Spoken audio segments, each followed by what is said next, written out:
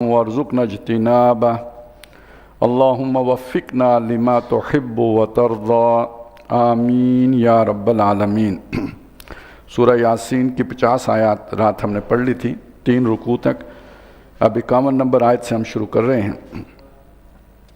اور اس سے پہلے یہ بات آئی تھی کہ ان کا یہ مطالبہ ہے کہ یہ بتائیے یہ قیامت کب آئے گی، یہ وعدہ کب، عذاب کا وعدہ کب پورا ہوگا، اگر آپ جانتے ہیں تو بتائیں۔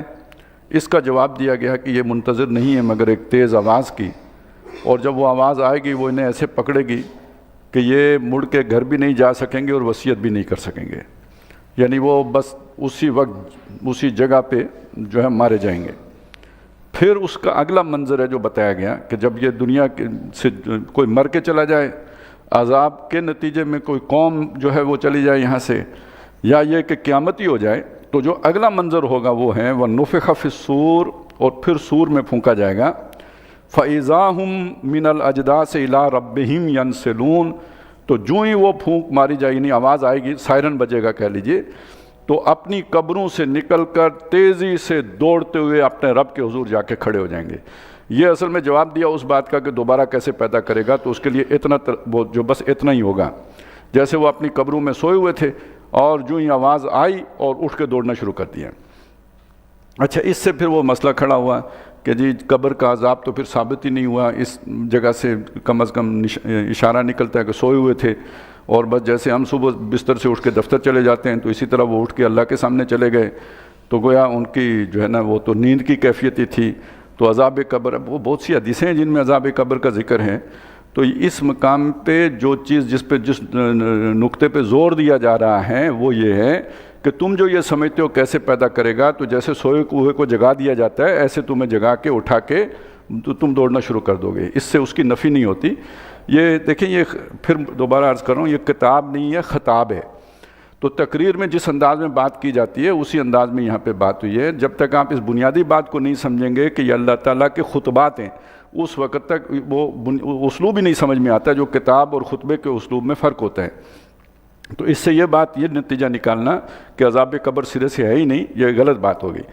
دوسرا یہ کہ یہ بھی تو ہو سکتا ہے خواب میں آدمی ڈرتا ہے یا نہیں ڈرتا، بچھو سے، کتے سے، درندے سے، تو یہ بھی ہو سکتا ہے کہ جن لوگوں کو اللہ تعالیٰ جنت میں لے جانا چاہتا ہو، خواب میں انہیں اچھے خواب آ رہے ہوں، وہ بہت ہی خوشکن خواب آ رہے ہوں، بلکہ خواب میں آدمی جب مسرور ہوتا ہے اتنی تو عملی زندگی میں سرور نہیں آتا جتنا سرور خواب میں آتا ہے۔ اور اسی طرح جتنا بندہ ڈرتا ہے خواب میں ہے، سچ مچ کتے سے اتنا نہیں ڈرتا ہے جتنا خواب میں ڈر جاتا ہے۔ تو اس لیے وہ اس کی صورت کیا ہوگی قبر کے عذاب کی یہ ہم نہیں جانتے، لیکن یہ کہ بہرحال اس آیت سے اس کی نفی نہیں ہوتی۔ تو جو ہی وہ آواز لگے گی قبروں سے نکل کر اٹھ کے اپنے سونے کی جگہوں سے اٹھیں گے اور دوڑنا شروع کر دیں گے اور سیدھے رب کے سامنے جا کے کھڑے ہوں گے۔ قالوا یا ویلنا من بعثنا من مرقدنا، اب کہیں گے ہائے ہماری شامت، ہمارے آرام گاہوں سے، یعنی جہاں پہ ہم سو رہے تھے، اب وہ قبر کو گویا بستر کہہ رہے ہیں، وہاں سے اٹھا کر، یہ رکود کا لفظ آیا تھا نا سورہ کاف میں کہ تحسبهم ایقاظا وهم رقود، تمہیں لگے گا کہ وہ اصحاب کاف جو ہے نا جاگ رہے ہیں، حقیقت میں وہ سوئے ہوئے ہیں۔ اسی کا جو ہے نا سونے کی جگہ کو کہیں گے مرقد، جو جس جگہ پر ہم سو رہے تھے اس جگہ سے نکال کر کس نے ہمیں اٹھا دیا، کھڑا کر دیا۔ اس کا جواب تھوڑا سا اس میں وقفہ ہے، گویا ایک سوال ہے اور اس کا پھر جواب ہے ھذا ما وعد الرحمن، یہ تو وہی جو رحمان کا وعدہ تھا، جو رسول آ کے دنیا میں بتایا کرتے تھے کہ اللہ کے سامنے پیشی ہوگی، یہ تو وہی دن آ گیا ہے۔ وصدق المرسلون، اور رسولوں نے جو باتیں کہی تھی وہ سچ تھی، وہ حقیقت تھی۔ اب تو یہ بالکل عالم واقعہ میں وہ شے وجود میں آ گئی ہے۔ پہلے تو ہم تصور ہی کر سکتے تھے کہ قیامت ہوگی، اللہ کے سامنے جا کے کھڑے ہوں گے، لیکن اب تو سچ مچ کھڑے ہو گئے ہیں۔ ان کانت اللہ صیحۃ واحدۃ فاذا ہم جمیع لدینا محضرون، تو نہیں ہوگی مگر وہ ایک تیز آواز ہوگی تو وہ سب کے سب اپنے رب کے حضور جا کے پیش ہو جائیں گے۔ محضرون جیسے کوئی گرفتار ہو کے حاضر کیا جاتا ہے، پولیس والا جیسے کسی کو پکڑ کے عدالت میں حاضر کرتا ہے، اس طرح وہ جا کے پیش ہوئے ہوں گے اپنے رب کے سامنے۔ اس سے بعد جو ہے نا ایک جو یہ ہے نا سائرن کہہ لیں یا نفخہ کہہ لیں، جو بھی ہوٹر کہہ لیں، یعنی ایک تو وہ ہے نا جس سے قیامت بپا ہو جائے گی، یہ ہے پہلا نفخہ اولا۔ دوسرا وہ ہے کہ جس میں قبروں سے اٹھ کھڑے ہوں گے، منتشر ہو گئے جیسے ٹڈی دل منتشر ہوتے ہیں، دوسرے مقامات سے اس کی تعیین ہوتی ہے۔ اور تیسرا یہ ہے کہ جب وہ سارے لوگ ادھر ادھر بکھرے ہوئے ہیں پھر بغل بجے گا، اب وہ آ کے اپنے رب کے سامنے کھڑے ہو جائیں گے۔ تو کم از کم 3 جو نفخے ہیں یا بغل ہیں ان کا ذکر تو آ جاتا ہے، بعض نے 5 بھی کیے، یعنی اس میں بھی جو ہے نا یہ آخرت میں بھی 3-4 کا ذکر کیا ہے کہ پہلے میں اٹھیں گے، پھر ایک اور ہوگا تو بے ہوش ہو جائیں گے، پھر ایک اور ہوگا تو دوبارہ اٹھ پڑیں گے، پھر ہوگا تو اللہ کے حضور کھڑے ہو جائیں گے۔ بہرحال 3 تو کم از کم بالکل واضح طور پر ہیں۔ تو یہ جو دن ہوگا یہ اب حساب کتاب کا دن ہے، اکاؤنٹیبلٹی کا دن ہے، اللہ کے سامنے پیشی کا دن ہے۔ فَالْيَوْمَ لَا تُظْلَمُ نَفْسٌ شَيْئًا، تو آج کسی جان کے اوپر ظلم نہیں کیا جائے گا، کوئی ناانصافی نہیں ہوگی۔ وَلَا تُجْزَوْنَ إِلَّا مَا كُنْتُمْ تَعْمَلُونَ، اور تم بدلہ نہیں دیے جاؤ گے مگر وہی جو تم کیا کرتے تھے۔ اب آپ دیکھیں آپ نے الٹے کام کیے ہوں تو بدلہ اچھا دے دیا، یہ بھی تو ظلم ہے نا۔ تو وہی تم بدلہ دیے جا رہے ہو جو تم کیا کرتے تھے، کوئی زیادتی نہیں ہوئی تم سے۔ ان اصحاب الجنہ، لیکن اس کے نتیجے میں 2 گروہ وجود میں آئیں گے، ایک وہ جنت والے ہوں گے، تو ان اصحاب الجنہ جو جنت والے ہوں گے، الیوم فی شغل فاکہون، آج کے دن اپنے مشغلوں میں ہوں گے، ہنستے کھیلتے ہوں گے، جو ہے نا وہ جو اپنے مشاغل میں مصروف ہوں گے، باتیں کر رہے ہوں گے، خوش گپیوں میں مصروف ہوں گے، وہ بھی ہم و ازواجہم، وہ بھی اور ان کی بیویاں بھی۔ ظاہر آدمی جو خود اللہ تعالیٰ نے کوئی نعمت دی ہو، برکت دی ہو، تو فوراً گھر کا خیال آتا ہے، تو اکیلے نہیں، تمہاری بیویاں بھی ساتھ ہوں گی، تمہارے گھرانہ بھی ساتھ ہوگا۔ اور کہاں ہوگے فی ظلال علی الارائک متکئون، سائے ہوں گے گھنے، اور تخت ہوں گے جیسے بادشاہوں کے تخت ہیں، یعنی عرش، ان کے اوپر تکیے لگائے جیسے بادشاہ سلامت بیٹھا کرتے ہیں دربار میں۔ ہم نے تو ڈراموں میں ہی دیکھا ہے، لیکن یہ کہ کہانیوں میں آپ نے پڑھا ہوگا، مغلوں کا جو ہے نا دربار ہے تو وہ عثمانیوں کا دربار ہے، تو اس طرح تکیے لگائے، گاؤ تکیہ لگائے، تخت عرش کے اوپر براجمان ہوں گے خاندان۔ لہم فیہا فاکہۃ، وہاں جو بھی ان کے خدام ہوں گے ان کو پیش کر رہے ہوں گے، ان کے سامنے میوہ جات۔ وَلَهُمْ مَا يَدَّعُونَ، اور جو مانگیں گے وہ بھی ملے گا۔ یعنی ایک تو ہوتا ہے نا انسان کی ضروریات، جیسے اللہ کو معلوم ہی ہے آکسیجن بھی چاہیے، پانی بھی چاہیے، یہ تو سب ہوگا ہی ہوگا، لیکن یہ کہ اضافی طور پہ اپنے اپنے مزاج کے مطابق جو طلب کرے گا، کسی کو کسی خاص بندے سے ملاقات کرنی ہے، کوئی آدم علیہ السلام سے ملاقات کرنا چاہتا ہے بالفرض، یا یہ کہ کسی کے ساتھ شام کو بیٹھ کے کھانا کھانا چاہتا ہے، یا جب شام کو چائے پینا چاہتا ہے، تو اگر کسی کی کوئی خاص طلب ہوگی تو وہ بھی عطا کرے، اللہ تعالیٰ اسے دے گا۔ سلام، ان سب سے بڑی بات یہ ہوگی کہ وہاں انہیں سلام پہنچ رہا ہوگا، یہ قول ہے، قول من رب الرحیم، مہربان رب کی طرف سے ان کو کے لیے جو ہے نا پیغام آئے گا سلام کا، سلامتی کا۔ یہ تو وہ لوگ ہوئے جو کامیاب ہوئے اور اللہ کا انعام جنہیں حاصل ہو گیا۔ اسی میدان میں اب کچھ اور لوگ ہیں جن کے بارے میں بات آ رہی ہے۔ فرمایا وَامْتَازُوا الْيَوْمَ أَيُّهَا الْمُجْرِمُونَ، یہ امتیاز لفظ جو ہوتا ہے علیحدہ ہو جانا، ممتاز ہو جانا، اے وہ لوگوں جو مجرم ہو، جنہوں نے جرائم کیے، جنہوں نے اللہ سے بغاوت کی یا اللہ کی وفاداری کی بجائے اللہ تعالیٰ کی بے وفائی کے اپنے رب سے بے وفائی کے مرتکب ہوئے، اس کے احسانات کی ناقدری کی، اس کی نعمتوں کو جو ہے وزن نہیں دیا، وہ مجرم علیحدہ ہو جاؤ، چھٹ جاؤ۔ الم احد الیکم یا بنی آدم، اس کا مطلب ہے یہ جو مجرم ہوں گے، بنی آدم کے لفظ کا اطلاق ان پہ کیا گیا تو اس کا مطلب اکثریت میں یہ ہوں گے، جیسے کہ بعض احادیث سے صاف پتہ لگتا ہے کہ 1000 میں سے ایک جو ہے نا وہ سروائیو کرے گا، یعنی جنت میں جائے گا، 999 کا مسئلہ یہ ہو جائے گا۔ تو اللہ تعالیٰ فرمائیں گے ان سے کہ کیا اے بنی آدم، میں نے تم سے عہد نہیں لیا تھا، تمہیں وارن نہیں کر دیا تھا، اللہ تعبدوا الشیطان، کہ شیطان کی عبادت نہ کرنا۔ یہ الفاظ اب میں آپ کو نوٹ کراتا جاتا ہوں، نوٹ کرتے جائیں کیونکہ اگلی صورت میں جا کے ہم اس میں تھوڑی اس کی تھوڑا وضاحت کریں گے۔ اب عبادت کا وہ جو تصور ہے جو عام طور پر سمجھا جاتا ہے، جیسے ہم نماز پڑھتے ہیں یا پرستش کرنا یا کسی کو پریز کرنا یا ثنا اور جو اس کی حمد و تعریف کرنا یا کوئی خاص طریقے سے اس کی جو ڈنڈوت بجا لانا، یہ جو تصورات ہیں عبادت کے، شیطان کے ساتھ اس طرح کی کوئی عبادت جڑی ہوئی ہے؟ اگر ہے تو خفیہ تو ہوگی، لیکن یہ جو اکثریت جو شیطان کے رستے پہ چل پڑتی ہے وہ یہ کچھ تو نہیں۔ شیطان کی نمازیں تو کوئی نہیں پڑھتا، شیطان کو سجدے اور رکوع تو کوئی نہیں کرتا، تو یہ کس عبادت کا ذکر ہو رہا ہے یہاں پہ؟ یہ وہی بات ہے جو ہم سورہ فرقان میں پڑھائے ہیں، ارائیت من اتخذ الہہ ہواہ، آپ نے اس شخص کو دیکھا جس نے اپنا الہ اپنی خواہش نفس کو بنا لیا، یعنی اس کے جی میں جو آئی اس کی اطاعت کی، جو اس کے دل نے کہا یا نفس نے کہا کہنا چاہیے زیادہ موضوع ہے، جو اس کے نفس نے اسے حکم دیا وہ اس نے اس کی تابع داری کی۔ تو شیطان نے جو پٹیاں پڑھائیں وسوسوں کے ذریعے سے، خیالات کے ذریعے سے، اس کے جو بھی ارجز تھیں ان کو ذرا تھوڑا اور جو ہے نا وہ بھڑکا کر، وہ جو کچھ شیطان نے اس کو سکھایا اس کے مطابق چلا، اللہ کے بتائے ہوئے رستے پہ نہیں چلا، شیطان کے بتائے ہوئے طریقے پہ چلا، یہ گویا شیطان کی عبادت ہے۔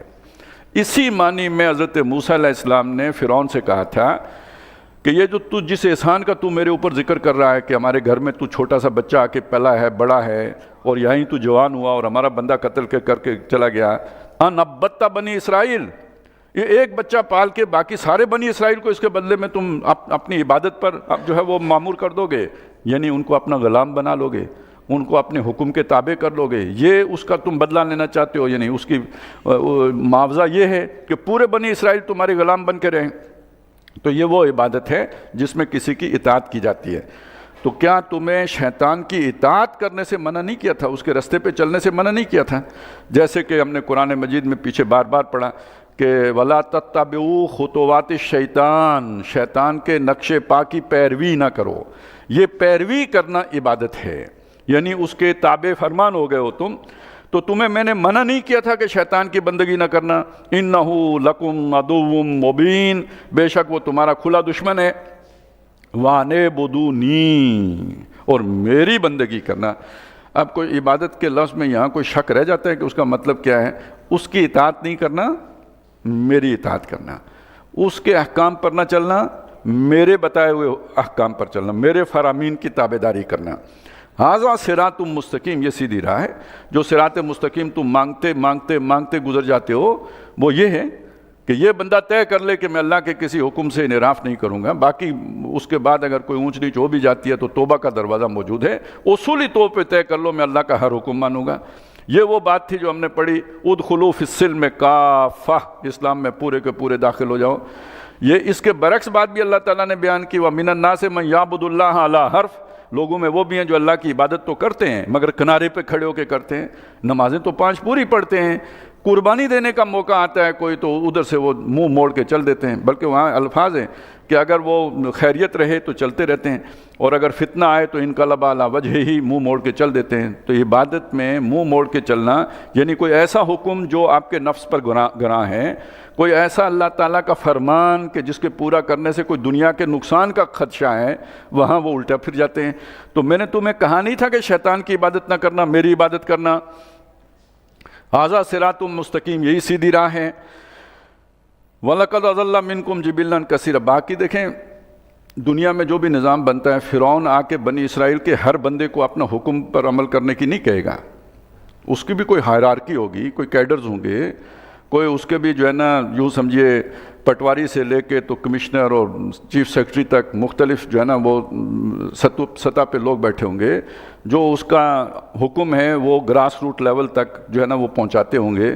اسی طرح آج بھی اگر شیطان کوئی جو ہے نا وہ معاملہ کرے گا تو عام لوگوں کے پاس تو نہیں آئے گا نا، عوام الناس کتنے کو جا کے وسوسہ کر کے تو پاگل بنائے گا، وہ تو پورا ایک سسٹم بنائے گا، ایک پورا نظام بنائے گا جو اس کے حکم کے مطابق چلے گا، اور اس میں جو بھی جا کے فٹ ہوگا تو گویا وہ شیطان کے نظام کے اندر فٹ ہو جائے گا۔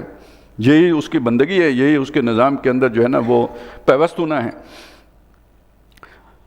وَلَقَدْ أَضَلَّ مِنْكُمْ جِبِلًّا كَثِيرًا، اور اس شیطان نے تمہاری ایک عظیم خلقت کو، بہت سی دنیا کو اس نے اغوا کیا، گمراہ کیا۔ افلم تکونوا تعقلون، تو کیا تمہیں سمجھ نہیں آتی کہ وہ مت مار لیتا ہے، وہ الٹے قدموں بندے کو چلا دیتا ہے، وہ بری باتوں کو مزین کر کے حسین بنا کے دکھا کے اور نیکی کا راستہ بنا کے ادھر آدمی کو گامزن کر دیتا ہے۔ ھذہ جہنم التی کنتم توعدون، ٹھیک ہے تم نے اپنی مرضی کی زندگی، میرا مال میری مرضی اور میرا جسم میری مرضی، میرا گھر میری مرضی، کر لیا مرضی، تو اب یہ ہے کہ یہاں تمہارا ٹھکانہ جو ہے وہ دوزخ ہے جس کا تم سے وعدہ کیا جاتا تھا۔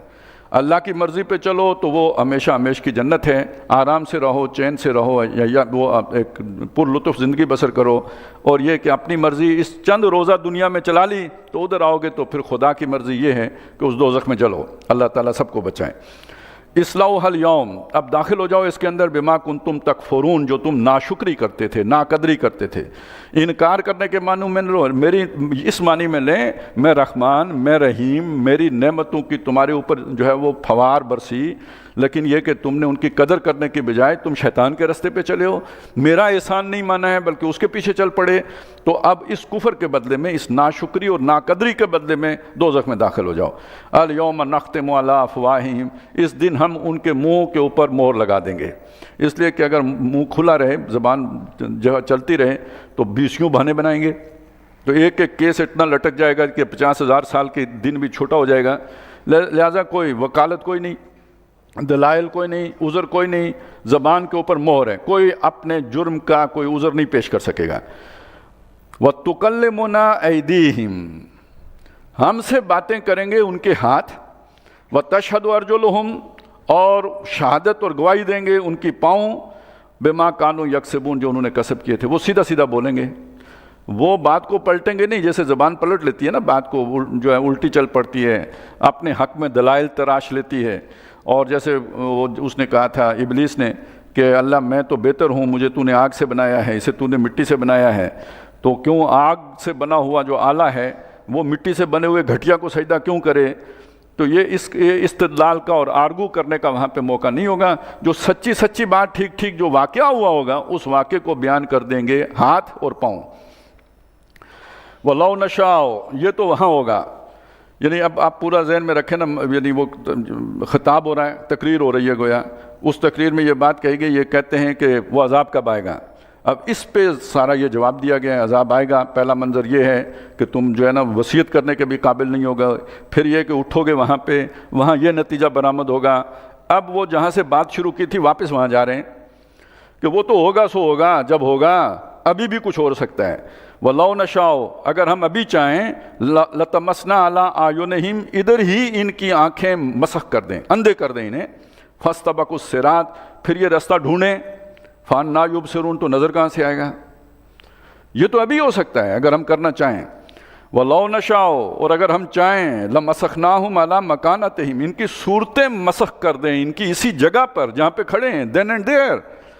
फमस्तताउ मुदियन, तो फिर चल भी ना सकें, वला यरजून, और ना ये पलट के जा सकें अपने घरों को, इधर ही ठटक के रुक जाएं, इधर ही पत्थर बन जाएं, ये हिल भी ना सकें। वमन नुअम्मिर हो, अच्छा चलें छोड़ें इसको भी, ये हम अभी नहीं करते, कर सकते हैं, कादिर हैं, लेकिन हमारी हिकमत नहीं है कि ये बात करें। लेकिन एक बात तुम सोचो, वमन नुअम्मिर हो, जिसको हम उम्र देते हैं 60 साल, उससे ऊपर ले जाते हैं 70 साल, उससे ऊपर ले जाते हैं 80 साल, फिर 90 साल, 100 साल, नुनक्किसु फिल खल्क, उसकी जो सलाहियत है उसमें कमी कर देते हैं। अब वो 40 साल वाली आंखें तो नहीं रहती ना, बीनाई कमज़ोर पड़ जाती है। अब आपकी वो बैलेंस नहीं रहता, आप चीज़ पकड़ने के लिए हाथ आगे बढ़ाते हैं, वो 2 इंच इधर उधर चला जाता है। आप पाँव रखते हैं किसी खुश्क जगह पे, वो गीली पे पड़ता है, और आप अपने ही बाथरूम में गिर के हड्डी तोड़वा बैठते हो। ये तो तुम्हारे सामने हो रहा है कि तुम्हारी वो अब शान कहाँ रही, वो मसल्स कहाँ रहे, वो रिफ्लेक्सेस कहाँ रही कि जो आपकी जवानी के में थी, तो तुम ये देखते नहीं किधर जा रहे हो। मौत तो तुम्हारे अंदर पूरी तरह मुतहर्रिक है, वो अपना काम कर रही है, अगर सोचो तो तुम्हें नज़र आ जाएगा। एक छोटी सी ज़रा नफसियाती सी बात है, आप ज़रा इसको भी तजिया कीजिएगा, जिसको थोड़ा अल्लाह ताला ने इंट्रोस्पेक्शन का मौका दे ना, तो वो ये समझ सकता है। ये घरों में जो एक फड्डा होता है ना आमतौर पे, जो है सास बहू का, तो इसके पीछे एक मसला क्या है कि एक घर है, सारे का सारा मेरा है, मेरी मर्ज़ी चल रही है, मैं पोजेस कर रहा हूँ, बच्चे हैं, ठीक है, वो भी तो मेरे ही है ना, मेरी ही एक्सटेंशन है, ठीक, उसमें मुझे कोई दिक्कत नहीं होगी। एक नया फर्द आया जो मेरा खून नहीं है, और कम से कम चले एक कमरा तो आज से उसका हो गया, मेरी ममलकत कम हो गई है, मेरी रियासत के अंदर जनाब स्टेट विद इन स्टेट, ये मेरी यानी गैर शऊरी तौर पर मेरे अंदर एक जो है ना चुप, यानी वो मुझे पता लग गया कि मेरे इक़्तिदार का सूरज गुरूब होना शुरू हो गया है। अब वो जो मुझे पता लग गया, उसका शऊर तो नहीं है, वो अंदर खाने एक जो है ना वो एक यानी ख़तरा, वो जो होता है ना फियर, वो पैदा हो गया। अब वो किस तरह रिएक्ट करेगा, تو میں نے آپ کو بتایا اس لیے کہ اگر آپ کو یہ پتہ ہوگا تو ذرا آپ اپنا کنٹرول کر لیں گے. وَمَن نُعَمِّرْهُ، ایک تو یہ ہوتا ہے کہ آپ فزیکلی کمزور ہونا شروع ہو جاتے ہیں، سوشلی بھی آپ کا دائرہ اختیار، آپ کا حکومت جو ہے نا آپ کے گھر کے اندر ہی سکڑنا شروع ہو جاتی ہے. تو وَمَن نُعَمِّرْهُ، جس کو ہم عمر دیتے ہیں، نُنَقِّصُهُ فِي الْخَلْقِ. تو دو باتیں، ایک تو اس کے اپنے جسم کے اوپر وہ کنٹرول نہیں رہتا، اس کی اپنی صلاحیتیں کو جو ہے گھٹ جاتی ہیں، اور دوسری بات یہ کہ اس کا وہ جو بھی ایک سماجی وہ ہوتی ہے سیادت، اس میں کمی واقع ہو جاتی ہے. افلا یعقلون، تو کیا سوچتے نہیں. وہ بڑھاپے کے بارے میں نا غالب نے بڑی زبردست بات کی ہے نا، کہ ایک وہ جوش ہوتا ہے بڑھاپے جوانی کا، پھر یہ ذوف آ گیا ہے، تو کہتے ہیں جوش جوانی گھٹ گیا، ذوف پیری بڑھ گیا، کمزوریاں آ گئیں جسم کے اندر. اب کیا کریں؟ اب عصا بنوائیے، کوئی لاٹھی چاہیے نا چلنے کے لیے، اب اپنے قدموں پہ تو نہیں کھڑے ہو سکتے. عصا بنوائیے نخل تمنا کاٹ کر. وہ جو آپ نے آرزویں تھیں، آپ کی تمنائیں تھیں، امیدیں تھیں، مستقبل کے خواب تھے، وہ گویا ایک درخت تھا، اسے کاٹیے، آپ کی کہانی ختم، چھٹی. وہ درخت کاٹیں، اس سے عصا بنائیں، تو جو باقی زندگی کے دن ہیں وہ گھسیٹیں. اب گزارے نہیں، گھسیٹیں. یہ اسی سے بندے کو قیامت نظر آ جانی ہے. تمہاری قیامت چل پڑی ہے، دیکھو اگر تو سمجھو تو. وَمَن نُعَمِّرْهُ نُنَقِّصُهُ فِي الْخَلْقِ أَفَلَا يَعْقِلُونَ، کیا وہ سوچتے نہیں؟ وما، اب آخری جو اس کا حصہ ہے، وہ پہلے جو شروع ہوئی تھی بات، جیسے خطاب میں ہوتا ہے، تقریر میں ہوتا ہے، بالکل وہی بات ہے. یاسین والقرآن الحکیم انک لمن المرسلین، یہاں سے بات شروع ہوئی تھی، اب واپس ادھر لوٹ رہی ہے. وما علمناہ الشعر، ہم نے اپنے نبی کو شعر نہیں سکھایا. یہ بھی ایک ذوق ہوتا ہے، لیکن یہ کہ نبی صلی اللہ علیہ وسلم کو اس سے اللہ تعالیٰ نے، جیسے ہم نے سورہ عنکبوت میں پڑھا تھا نا کہ آپ نہ پڑھ سکتے تھے نہ آپ لکھ سکتے تھے. اگر آپ ایسا کر سکتے ہوتے تو پھر ان کو شک پڑتا کہ قرآن خود لکھ کے لے آئیں، تو سب کو معلوم ہے آپ لکھ ہی نہیں سکتے. اسی طرح اب شاعری کا مسئلہ ہے. نبی صلی اللہ علیہ وسلم کے بارے میں تو یہ ہے کہ شعر کہنا تو بہت دور کی بات ہے، شعر پڑھ بھی نہیں سکتے تھے. مطلب کسی نے شعر سنا دیا، یاد بھی ہو گیا، تو پڑھتے ہوئے وزن گر جاتا تھا. تو ایک دفعہ کوئی شعر پڑھا آپ نے، حضرت ابو بکر صدیق رضی اللہ تعالیٰ عنہ مسکرائے. انہوں نے مسکرا کے کہا، اللہ کے نبی، میں یعنی یقین کرتا ہوں کہ آپ اللہ کے نبی ہیں، شاعر نہیں ہیں، کیونکہ وہ شعر کا وزن ہی آپ سے گر جاتا ہے. تو یہ ایک اور اضافی دلیل دی کہ آپ شاعر نہیں ہیں، یہ اللہ کا کلام ہے. انک لمن المرسلین، آپ رسولوں میں سے، شاعروں میں سے نہیں ہیں. وما علمناہ الشعر، اور ایک بات اور کہی، وما ینبغی لہ، یہ شاعری کرنا نبی کی شان کے مطابق ہے بھی نہیں. ایک تو وہ شعراء کی وہ بات کہ وہ جو ہے نا مبالغہ آرائی کرتے ہیں، اور رگے گل سے جو بلبل کے پر باندھتے ہیں، تو ایک تو یہ، پھر یہ کہ تکلف ہوتا ہے. ظاہر ہے وہ وزن ہے، اس کے مطابق آپ نے الفاظ کو وہاں پہ جو ہے نا ایڈجسٹ کرنا ہوتا ہے. اس کے لیے کافی جو ہے نا وہ بے تکلفی تو اس میں نہیں ہوتی نا، تکلف تو ہے اس میں. اور یہ بھی ہم نے پڑھا کہ نبی کی شان یہ ہے، وہ آپ سے کہلوایا گیا کہ آپ کہہ دیجئے ما انا من المتکلفین، میں تکلف کرنے والوں میں سے نہیں ہوں. یہ لباس میں، وضاقتہ میں، بلکہ یہ کہ یہ جتنی بھی یعنی بے ساختگی ہے، اصل شخصیت کا اظہار تو بے ساختگی سے ہوتا ہے. آپ نے اس کے اوپر کوئی تکلف کی چادر چڑھا لی تو وہ تو پھر بہرحال ایک ٹوٹ ہی جائے گا نا کبھی وہ جو بھی آپ نے سحر باندھا ہے، کبھی وہ تو ختم ہو جائے گا، اصلیت کھل ہی جائے گی. تو میں تکلف کرنے والوں میں سے نہیں ہوں. تو جو تکلف کرنے والے میں سے نہیں ہو تو اس کے لیے بہرحال اس کے زبان و بیان سے بھی وہ تکلف ظاہر نہیں ہونا چاہیے نا، وہ بے ساختگی اس میں ہونی چاہیے. تو یہ جو شاعری میں تکلف ہوتا ہے، یہ نبی کی شان کے مطابق ہے بھی نہیں. ان ہوا الا ذکرن، یہ قرآن نہیں ہے مگر یاد دہانی ہے. وقرآن مبین، ایک صریح واضح قرآن ہے، پڑھے جانے والی شے بھی اور جمع ہونے والی چیز بھی، یعنی اللہ کے خطبات کا مجموعہ ہے یہ بھی مطلب، اور وہ چیز کہ جسے لوگ بہت پڑھتے ہیں، بار بار پڑھا جاتا ہے. اور کیوں اترا ہے؟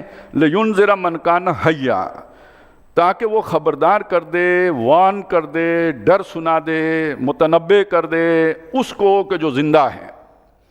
اور زندہ کا مطلب یعنی کہ جس کا دل زندہ ہے، دل زندہ ہوتا ہے نا، تو وہ جو جس کے دل کے اندر وہ جو اللہ تعالیٰ نے نور رکھا ہے، یعنی وہ جو روح پھونکی ہے، وہ مسخ نہیں ہو گئی ہے، پرورٹ نہیں ہو گئی ہے، وہ کرپٹ نہیں ہو گئی ہے، وہ اپنی اصلیت پر قائم ہے. फितरत सलीमा इसी को कहते हैं ना, हम जो कहते हैं फितरत सलीमा, एक अक्ल सलीम वो मैंने आपको समझाई थी, और ये फितरत सलीमा है, गोया दिल सलामती पर कायम है, उस पर कोई दाग गुनाह के नहीं लगे, उस पर कोई गलत किरदार के असरात नहीं पड़े, तो वो गोया ज़िंदा इंसान है। दूसरा कौन है? मुर्दा। वो जो मुर्दा है वो कुछ नहीं सुन सकता, वो चलती फिरती कब्र है। ये जो ज़िंदा है इस पर कुरान असर करेगा। यही है ना वो जो इकबाल ने कहा कि तेरे ज़मीर पे जब तक न हो नज़ूल किताब। अब ज़मीर वो है ना जो अंदर छुपी हुई मुज़मर हकीकत है, वो ज़मीर है। तेरे ज़मीर पे जब तक न हो नज़ूल किताब, गिरा कुशा है न राज़ी न साहिब कशाफ। ये आप जो है ना वो कोई वो क्या इस्लाम 360 की एप्लीकेशन डाउनलोड करके जो है ना ईमान नहीं पैदा कर सकते। इसी तरह आपको जितनी तफसीरें मर्ज़ी पढ़ लें उससे कोई फ़र्क नहीं पड़ेगा। अगर वो दिमाग में इंफॉर्मेशन तो बहुत सारी आ जाएगी, लेकिन ये कि वो दिल ज़िंदा दरकार है इसके लिए। वयहिक्कल कौलु अलल काफिरीन, और एक और बात है, ताकि जो काफिर हैं उनके ऊपर अल्लाह की बात साबित हो जाए, यानी इत्माम हुज्जत हो जाए, वो आखिरत में उज़र न पेश कर सकें कि अल्लाह हमें तो पता नहीं था, ताकि उनको कान हो जाएं।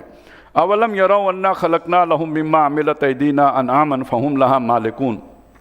अब ये वो जो निशानियां दिखाई गई थी ना, वजअलना मिन बैनि ऐदीहिम सद्दन, तो जो कुछ सामने है कुछ पहले बयान कर दिया, कुछ यहाँ आखिर में आके फिर बयान किया जा रहा है। यानी एक तो ये कुरान की आयत हैं, उनका जिक्र आ गया। दूसरा ये कि ये आयत आफाकी हैं, अल्लाह ताला की जो मखलूक है वो भी निशानियाँ हैं अल्लाह की।